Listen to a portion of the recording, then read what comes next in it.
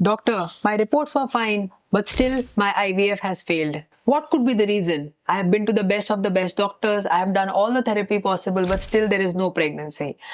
This is one question which leaves a very big question mark, not just for the patient, but also for the doctor.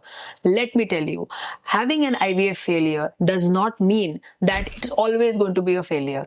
Once a failure is always a failure is not what holds true in IVF.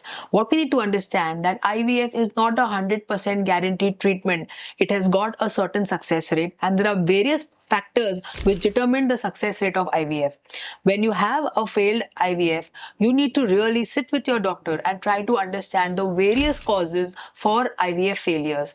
Many times the reason can be a problem with the embryo or a problem with the endometrial thickness we call as the uterine lining.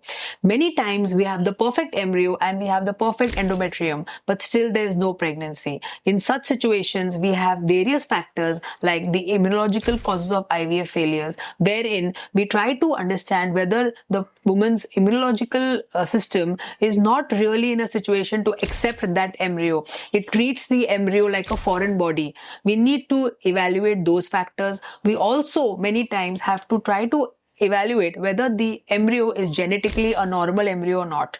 A very good grade embryo might not be genetically normal. At the same time, a genetically normal embryo might not be of that grade. So, in many patients where there is repeated IVF failures or if there is repeated miscarriages, genetic testing, which we call as the PGT testing, can also play an important role.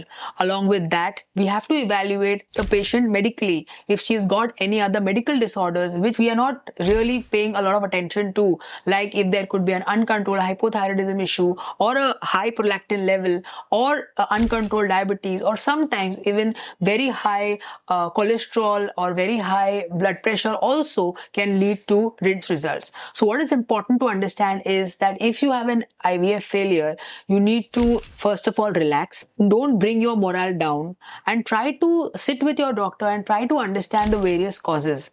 In case you are suffering with multiple IVF failures, or if you have a friend who is undergoing this trauma, you can call us, you can contact us, or you can DM us, and we'll try our best to understand what is the reason why you have failed and try to help you get a better success rate.